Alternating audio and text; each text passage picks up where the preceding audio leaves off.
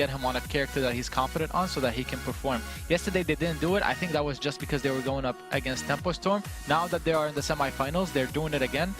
Maybe we can expect it in the finals even if they get through. We'll have to see later on today if Cloud9 do make it to the finals. Rogue still in with a chance, but they have to win 2 games of the bounce. Lance will be the lock-in for Rogue now, looking towards his ban, but very much a more calculated, slower draft coming out for Rogue here. They don't have this same snappy plan where they could just rattle through in the same way as they did in draft number 1. Yeah, obviously need to put a bit more thought into it. Maybe not expecting the Vox first pick either, but again, Cloud9, old school, this is a pick that he played so many times last season, 22 games of Vox in the summer season. So absolutely one of his favorite heroes to pick up, and going to be just falling back to it apparently now here early in autumn. So we can already see the adaptation from Rogue in the draft. They pick up Lance to deny it from Gabe, but it's also Evil's one of Evil's top characters. We saw it yesterday against Nova. When he got it, he was able to perform really well on it, and then they end up banning the Rogue on the Cruel on the second rotation,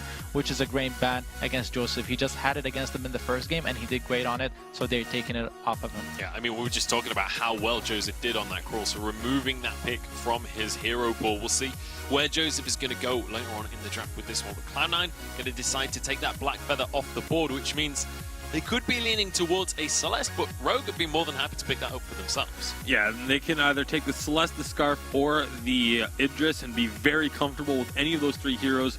It's those late-game Crystal Power mages that Hammy has been playing exceptionally well, and I would love to see them go for either one of those 3 here, just to make sure that they grab it before Cloud9 will have a chance to basically draft them into a hole and kind of force them to pick one of them. So far, if they don't pick Rhyme, which is very unlikely now, especially since they picked up Scarf, we're going to get to see Pond the Original on a new hero, because yesterday he played only Cruel and Rhyme. First game he played Rhyme, now he's playing something different, so we get to see him on something different. The Sky and the Fortress come out. I'm expecting that Sky to be a jungle CP Sky. It works not so great with Fortress, but you still have the Vox to proc the bleeds. That's an interesting call from C9. Yeah, especially interesting into a Scarf as well. We were talking yesterday about how Scarf is actually great at dealing with those wolves coming out. This is actually a really smart pick for Cloud9, just because upon the original, most of his jungle pool that we have seen in any sort of recent memory is a melee hero that tries to run at you. Either it's, obviously the Kroll being banned away, the Rhyme not very likely, but that's the majority of his hero pool is these melee junglers. And Crystal Sky is very strong into any melee jungler that's trying to run at you, because she just throws out the forward barrage and moves backwards, and you are left with no option but to disengage completely or to just chase through it. To add to your point, sorry to cut you off much of it, but to add to your point, since they picked up a CP laner, they have to pick up a weapon powered jungler for the most. For you, who's going to be Source. Source, what do you think about this? I like what C9's doing. It's highly mobile, but side of Rogue could burst through one of these squishier characters until I Love Joseph stacks up a little bit of defense, maybe gets some health. It's gonna be a struggle for him to survive a huge amount of damage that could come out of Grumpjaw, but C9 as a group instantly do this Elder Treant and will take that away, pick up that free bit of uncontested gold on the map, and will then move back into their own jungle. Yeah, Rogue almost a bit of hesitation, as they didn't even actually start on another camp. They moved towards it and then back to the Elder Treant, but it was too late at that point. Oh my goodness. I did not notice. I didn't notice that Gabe was on Sky. My bad. Wait. No, yeah, Sky CP jungle. Makes sense. Well, Gabe Vizzle is going to wow us here. Potentially, unless I'm just tripping out. Gabe Vizzle playing the Sky, Joseph on the Fortress. This should be an interesting game. Oh, wait. Hold on. That's Gabe Vizzle. Wait, hold the phone, please. Hold the phone. I just understood what you were saying. My brain just hadn't put that one together just yet. Oh my. Oh my. Mio Mayo. Give me a minute to think about how this is supposed to work. I know, it's like I almost want to pause the game just so I have a moment to digest here. Gabe, look at the...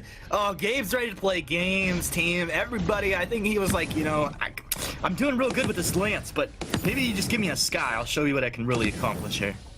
Maybe it's a no major defensive items. Like maybe you go Fountain and Crucible and that's it, and then it's all about stacking on that additional damage. Maybe they're going to push some of that tankiness onto I Love Joseph and just try and get him further and further into his build by allowing him to farm up the jungle. Maybe they forgot to swap. Honestly, maybe they forgot to swap, and then Joseph's like, you know what? I'll just.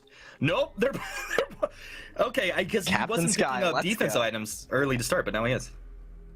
Picked up the boots and the additional early bit of damage. I mean, I think that kind of makes sense for how you'd want to play that kind of early level 1. If you got into a team fight, the Sky has got a little bit of weapon power, you're more likely to be able to win that. You've got a lot of mobility, kiting potential. You can kind of fight in the enemy jungle if they'd shown up, but they didn't. So Rogue played it safe and didn't show up to that, and now we've got an interesting composition from C9. At minimum, it's going to be a Fountain. I don't know what other items Gabe Vizzle ends up picking up. I'm not versed in the Captain Sky build. I'm not sure who is, but clearly Gabe Vizzle has a plan and is going to see it through. Let's pull Twitch chat. Hashtag Vainglory8. Put your tweets out now. Oh, first strike! Dodging out that impale. He's here to play games, to have some fun.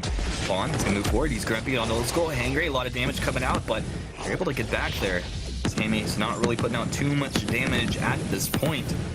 Gabe Vizzle, historically, when given the opportunity to build offensive items on his captain, has done it. Like, he always gets like what he needs for his team, but then will get an offensive item. So at one point or another, he's going to build something offensive. Yeah, I don't know where this sort of puts the late game potential of these two team compositions. See how this fight goes as they fight over the Treant. It will go over to the side of C9. Yeah, and they're able to secure that. Gabe moves in with a little forward barrage action, clears out the scout trap. And Rogue, as 3, are going to huddle up and figure out exactly what's going on here as they clear out the jungle. Yeah, so the side of Rogue, they're good in the early game. They've got that damage out of the Grumjaw. They're reasonably good in the mid game, and their late game, comes online as soon as Hammy picks up, 4 item spike. Yeah, or even the 2-3 item spike. He's a serious threat and a danger to the side of C9. But I don't know where that puts Gabe Vizzle in terms of that overall scope. He's finished up the Fountain.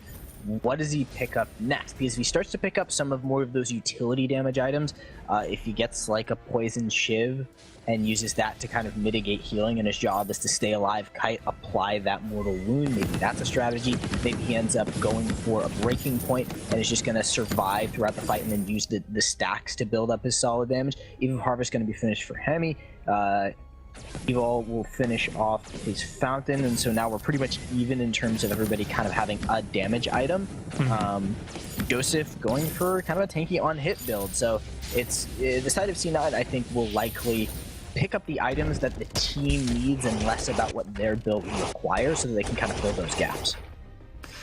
Well, this is going to be incredibly interesting. Gabe picking up a little bit more health for himself, so probably building into a bit more defense. I think he definitely wants to pick up a block. For his teammate. He could even go for the Crucible, and we'll see how that does play out. But very interesting indeed. Joseph now level 6 has his attack of the pack ready, and Rogue as a unit. They have stuff also on the Grumpjaw, but you see everywhere that Rogue move, they're always as a team. Like, these guys are not looking to get caught out here. No, not after the last game. Not after how well the Kroll was played. I Love Joseph did an amazing job there, and it's also not worth it. There isn't a point, I think, for the side of Rogue where they're really worried about losing out on too much farm because they're rolling as 3. They should be able to minimize any losses and be able to be as a team whenever that first team fight breaks out. Well, Pawn forming up in jungle. C9 are as 3. But honestly, I'm having a bit of a hard time reading any engagement cues coming out of C9 at this point. I think, honestly, it's caught Rogue off guard, too, just based off of how they've been moving now. The Impale's going to come out. A nice job by Old School. Sonic's moving back, but the stuff is up. Pawn's going to go ahead and pull them back. Now, let's see if they can combo up here. They put him up against the wall. Evo, where's the sun there? Old School moving back. One more attack will take him down. Rogue finding first blood against C9 here. Yeah, they were able to play that, as best as could be.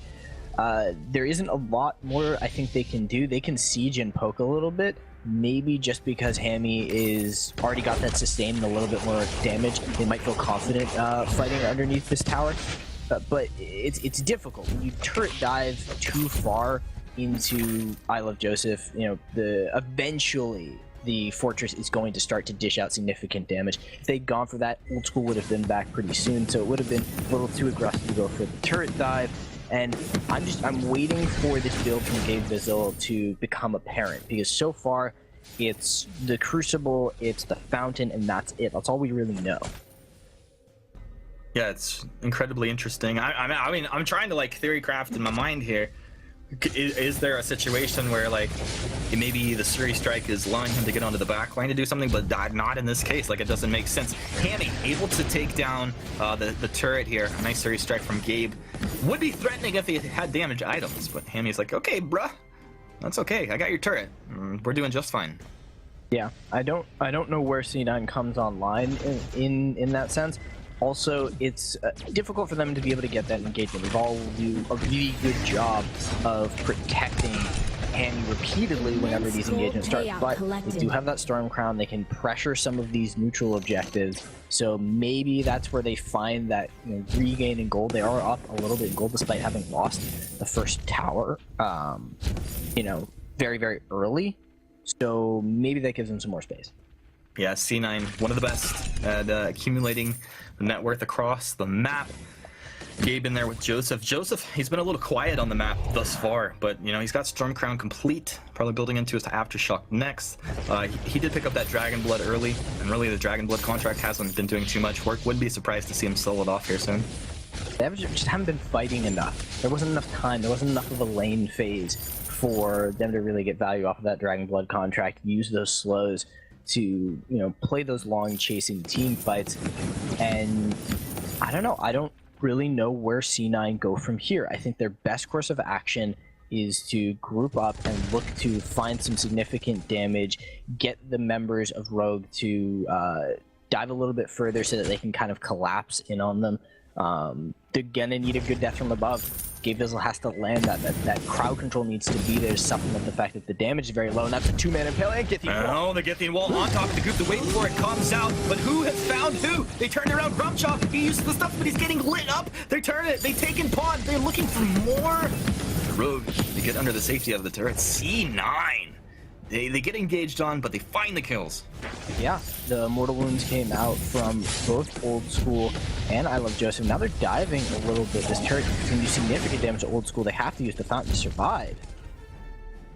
Theory crafting source. I mean, when you have a Fortress comp and a Vox who can chase, when these wolves come out, when Joseph's chasing down, not a lot of things that can like block off the path that your opponents want to run to. Death from above is one of those things. He's got his battery, right? So do you think he goes for an Echo? I mean, that's kind of crazy. Double death from above could be the answer, especially if he's fast enough on it. Not necessarily because he wants to clump them on top of each other, but he can use one to cut off one line of retreat and then the second one to maybe re-engage the fight once the enemy team decides that they're not going to run away. That's a possibility. He could also be looking at switching this up into a CP build. He sold what weapon power he had. Maybe he turns that into an Eve of Harvest and then a Frostburn and becomes that CP Kiting Sky, because right now pretty much all their crystal powers on I Love Joseph's Aftershock. That's about it. Maybe that's where they find this damage as the game gets later and we get closer to full builds. It doesn't really matter that he's not, you know, the traditional tank or captain.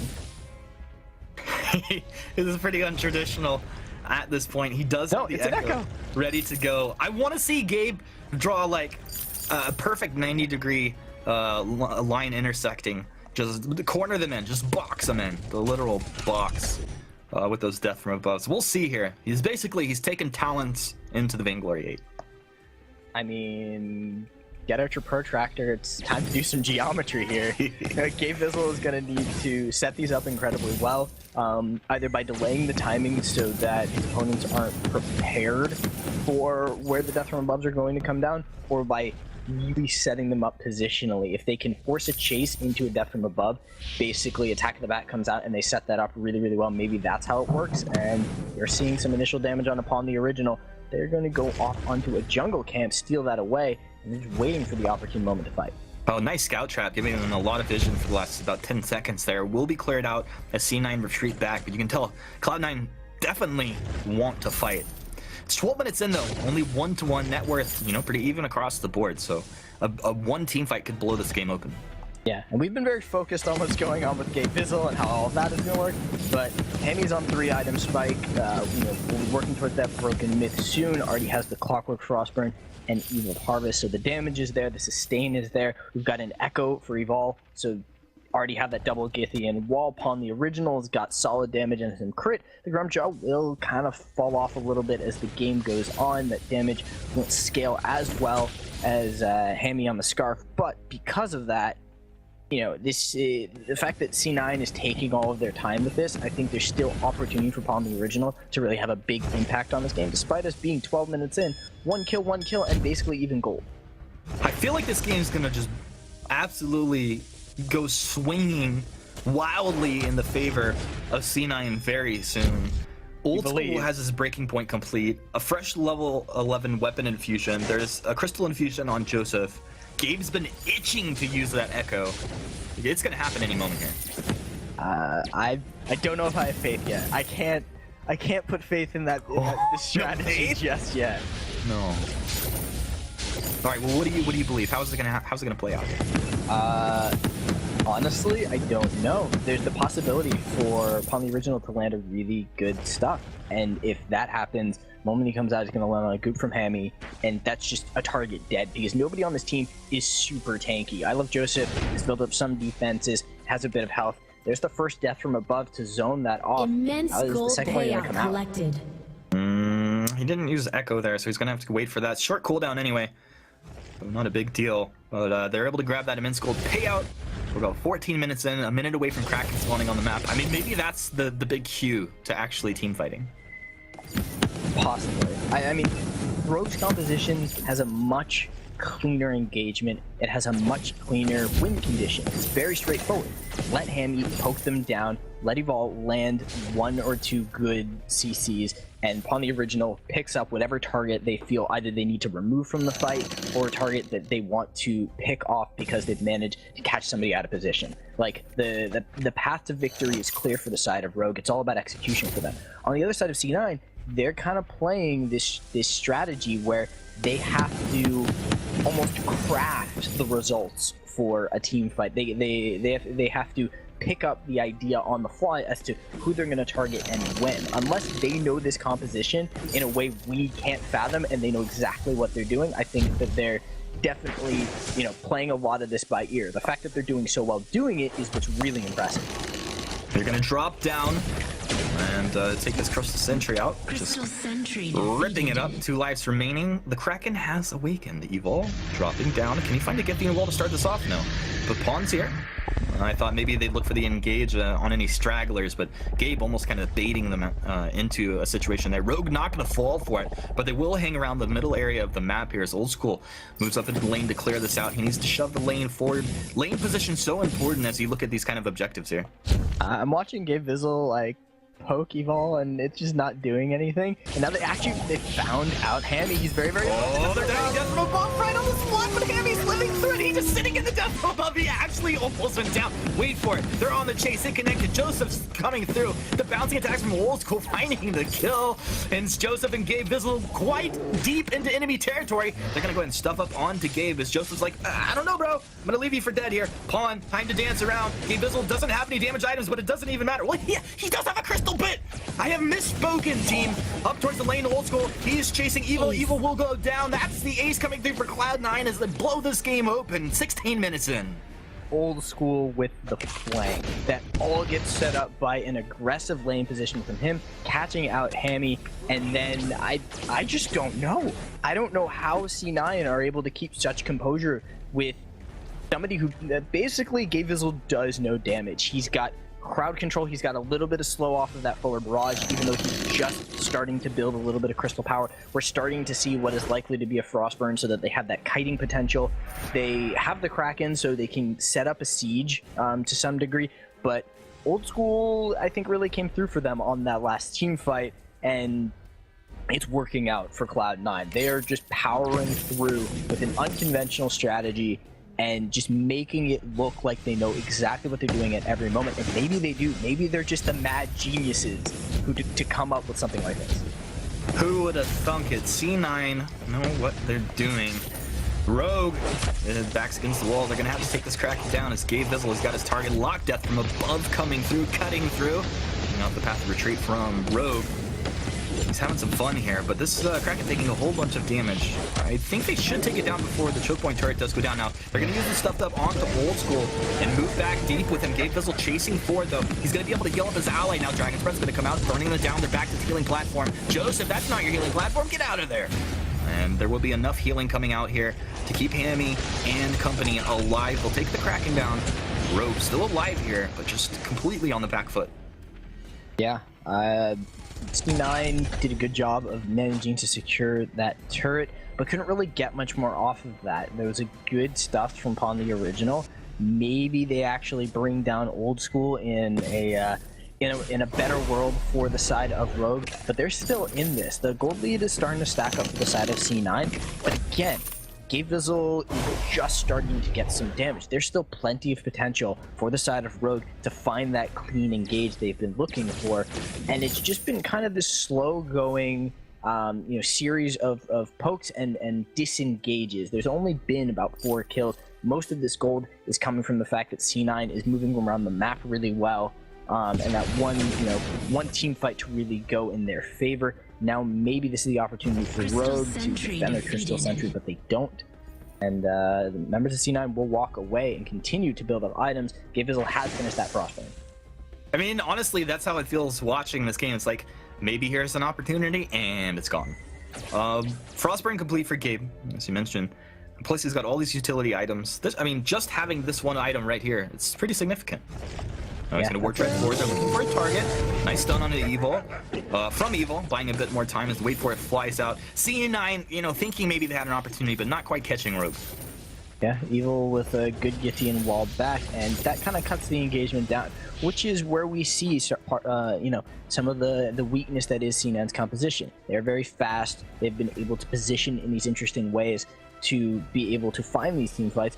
But Rogue doesn't need to oblige them. Rogue can continue to step back. They can get off one good Githian wall and disengage things completely. We also haven't seen Hammy be able to set up the siege, set up that positioning that we like to see out of Scars. Here comes Death from above. Maybe this is the fight they needed. I don't know if that's the one they're looking for. Now it's Island Joseph, the attack of the pack. He's out onto Pawn the Original. Hammy is the target. There you go. They're going to jump onto Hammy. They're up against the wall. Can Evil do what he needs to peel them? Old School burning down from the Dragon's Breath. Old School dropping low. Can Rogue find the kill? Yes, they can, but they traded 1 for 1. Now the party is on. Pawn the Original, what can you do? You need to be more hangry than this. Joseph trading out. Gabe Vizzle's there. Suri strikes in. They have vision. A double kill coming out for Joseph. Evil, he's going to look at combat roll and get himself out of here. I think he gets out of this one. Yeah, another combat roll. Look at the death from above. Oh my goodness. You talk about protractors. My goodness. Gabe Vizzle is a protractor. Gabe Vizzle managing to dish out enough damage over the course of the fight. Evil looking for the fight. He's thinking about it. Gets a couple more roots. Does a cheeky back, but Rogue, they opened that fight up really well. But Gabe Vizzle is starting to weirdly come online in this tube fight. So we see the members of Rogue kiting upwards. Gabe Vizzle goes in fairly deep, gets stunned up. Pawn the Original is continuously kiting backwards, and this is really what we want to see out of him. He's getting off the Spitfire, starts to dish out the damage. They managed to bring down Old School just at the end of that, but Hammy wasn't getting that much peel. There wasn't a lot of opportunity for Evil to be able to keep him alive past that Dragon's Breath. And I think that's really where they're running into trouble, is they need to somehow keep Gabe Vizzle off of Hammy. Because if Hammy's able to survive these team fights repeatedly, they will dish out the damage. It's just getting difficult for them to do that as we see more crystal power coming for Gabe Vizzle. I did really like their positioning. Like, you would expect the Scarf to move back. Hold that thought. We might have a fight here.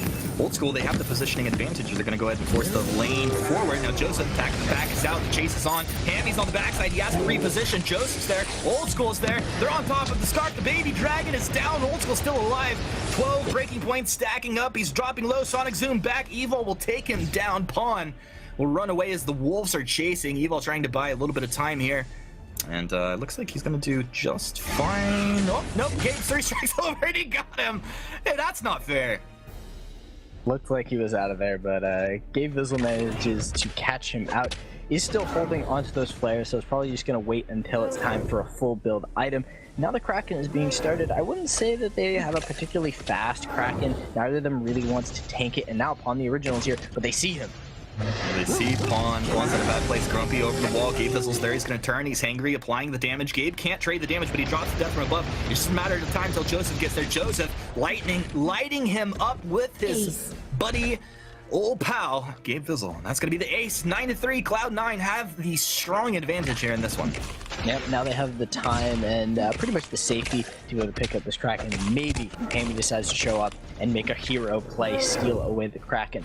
But there is still an opportunity for one more good defense from the side of Rogue. They're not out of this just yet. However, they need to find that setup for the Scarf. Hammy needs to have the space to maneuver, the space to poke. And they've just been, C9 has been unwilling to allow for that. Now their composition is about chasing, is about speed, is about mobility and kiting. So it's going to be difficult for the Scarf to survive for a long period of time. The challenge will be on Evil. Can he keep Scarf safe?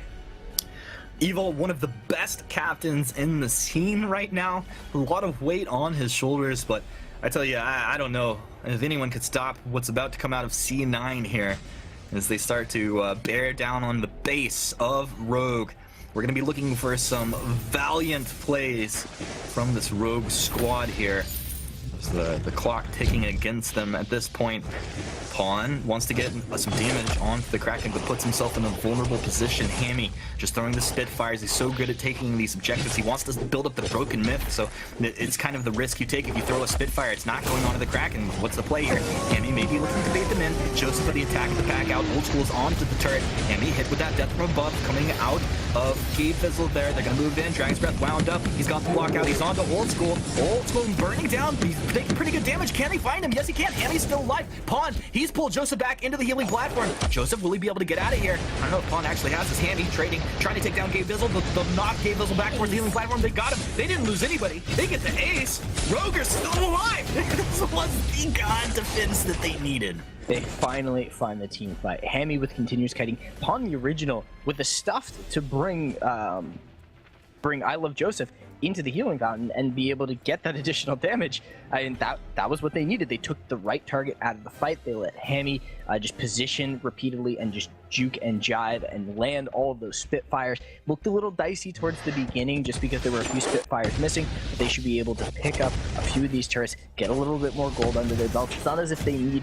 that much of it for Hammy, but Pawn the original can still scale up a little bit. Maybe Evil can get another item. I think probably build an Aftershock at this with what his build looks like, and they can set up a bunch of vision, get what they need to be able to stop the possible backdoor from C9. They do one or two more team fights like that. Maybe they manage to pick up a Kraken in there, and Rogue can take this to a game 3. That's a lot of things that need to happen here. It's a tall order. It's a long list. It's a they have a long composition that can do it. I mean, starting with the vision, let's look at that. It's like this map has chicken pox right now, so Evil doing a good job to get the vision down, but C9 moving out, starting to clear out some scout traps. Hammy, he feels the pressure. Hammy, you gotta get back here. He's on backside, Justin Love's going to cut Rogue in half here. He's putting out good damage. A couple broken mist stacks starting to come out for Dragon's Breath, burning them down, but Old School, he's there. The Atlas Pauldron was applied. Grumpjaw taking way too much damage. He's stuffed up. It's gonna be Pawn going down first. Hammy, I think you're in a bad place, and he's probably gonna go down. They traded 1-for-1. Can Hammy find Joseph? Yes, they got the double kill. And now it's God Vizzle versus Evil. Evil, time to dance around. It should be a 3-strike over the top side. There you go. Gabe, let's play some games. Ward Barrage coming through, keeping the target lock on. Gabe, low energy at this point, not having the target lock. I assume he's gonna let this one go.